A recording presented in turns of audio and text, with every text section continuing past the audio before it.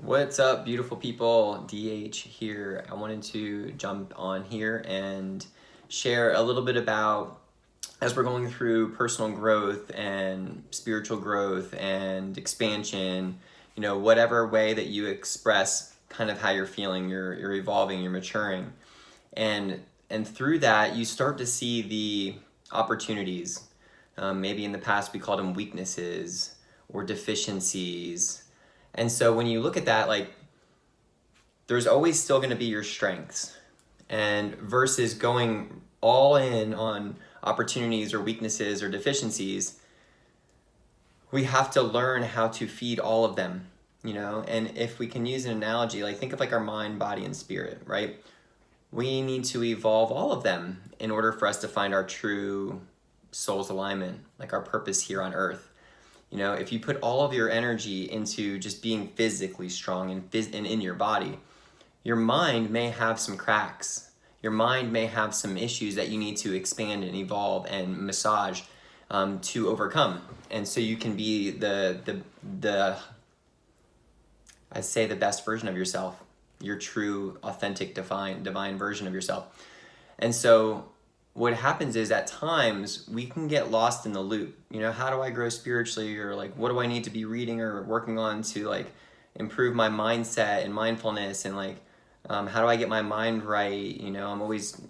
I'm stuck in my head. How do I get from head to heart? How do I flip that hourglass over to where I'm leading with my heart? The heart is the one that is making is spurring the decisions, is leading and guiding us, and the mind is kind of in the passenger seat. It's like when you're on a road trip or something, it's like the driver doesn't really want to play DJ. It's like the person in the passenger side can be DJ. They can kind of mess with the radio, and they can hand stuff to the people in the back if they're thirsty or hungry. And the driver can't do any of that stuff. And that's very much kind of like how our heart is. And so how this reflected in me today is that this is only the third day that my kids have been in school, and I'm now just relearning almost like how to structure my day to be as productive as possible as I'm starting in this new journey of life here. And I was swirling around, right? It's like what I really, really, really want to do is I want to read and write and maybe play my guitar, and that's kind of it, right? And so, but that's not really what's gonna help me really land and finish building what I want to create here. And so I went and worked out. And for me, my strength is fitness.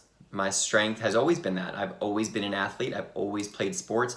I've always found salvation in working my physical body, playing either a sport individually or with a team.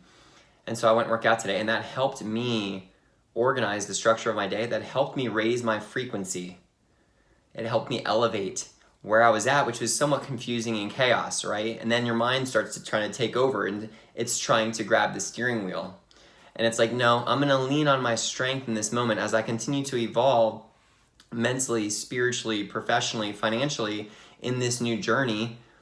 I needed to lean on my strength in that case. And so my point is, as I'm preparing to do some coaching at a friend's gym, I'm looking at people come into a gym typically to get physically fit.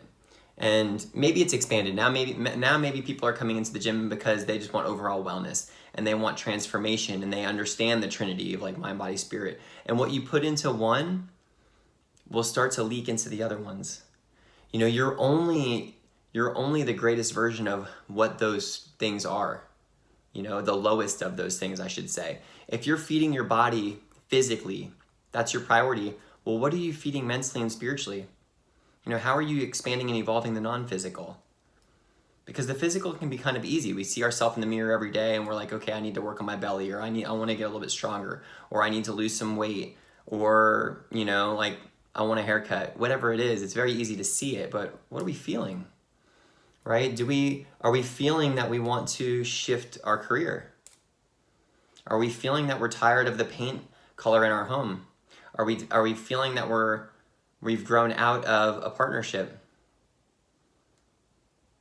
It could be simple things too. Are we feeling that we no longer want those shoes? We no longer want to wear that shirt.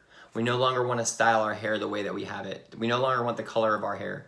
We're starting to feel a little bit anxious, like change is needed, because change is always good. Change is always good. So what my encouragement is to make a list of what you love. What do I love?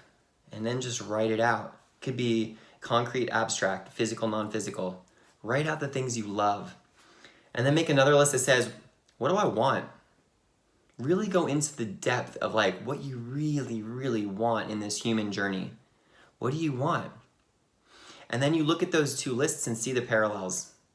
See if there's synergies and kind of circle those out and then go in the direction of those. All right, love you guys. Hopefully this helps.